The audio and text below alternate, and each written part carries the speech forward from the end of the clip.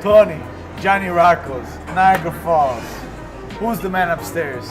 So many people walk into the restaurant and first thing they ask is, who's the old man? And we tell them it's Johnny Roccos, and we tell them the story, it's my grandfather. And a lot of people are amazed that we actually have that part of the tradition still here in our restaurants. I remember eating in Calabria, they use a lot of fried foods, right? So a lot of, like I said, the arancini. We used to do the polpetti fritti, fragoni, all these different traditional dishes that I always enjoyed. Well, you can tell from my stomach probably. Right. I always enjoyed all these different dishes. So at 9, 10 years old, did I have a vision I was going to open up a restaurant?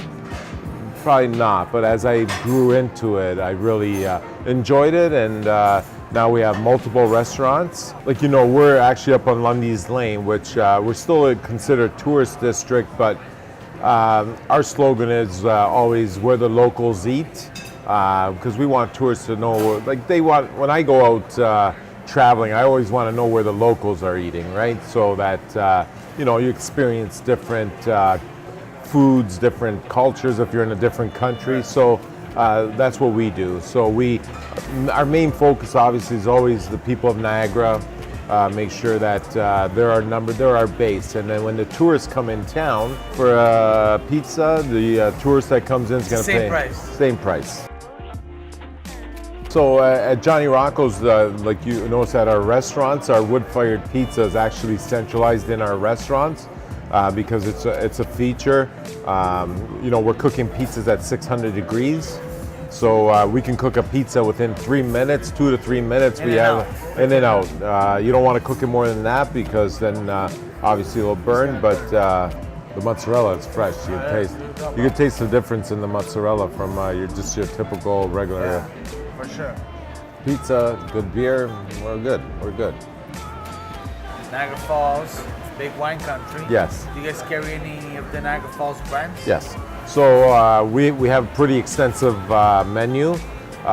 We do carry, half of our menu is all VQA wines, which are Niagara wines. Right. We carry Italian, we carry some Californias, but being in Niagara, people when they come to our restaurants, they're always looking more for the Niagara homey.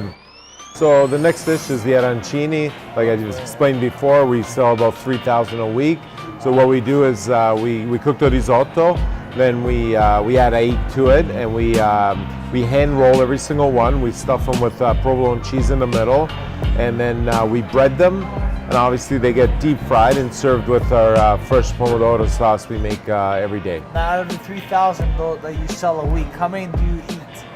I eat a few. Arancini. In America we call these rice balls. But what's the proper word of this? This is called arancini. Arancini. Arancini. Well, we're doing it Italian style. We eat it with our hands to get the true flavors and all that. So next we have one of my favorite dishes is the Linguine Pescatore. What we do is we saute mussels, scallops, shrimp, and we make it in a spicy pomodoro sauce, a little bit of pesto, and then served on a bed of linguine. So that's gonna make me go 12 rounds after that. Oh yeah, lots of carbs, good carbs. This is your go-to lunch dish after beach. Yes or yes? For sure.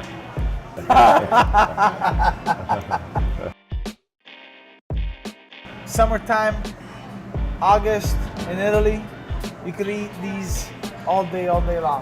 Yeah. Wow. So being a sports fan yourself, I'm trying to bring boxing here in Niagara Falls. Do you think it's gonna fly? Absolutely. I think it will. I already know you have had a couple of fights here, and I haven't been to one, but the reaction's been very positive. I know you have the support of the locals and the business community, because you are bringing something that's really international to Niagara. And to have boxers like yourself and you know, we have some upcoming young boxers, you know, training with, you know, Billy and Mike, and I think you guys can really put Niagara Falls on the map for boxing. Saluda, Saluda, Cendana. Cendana.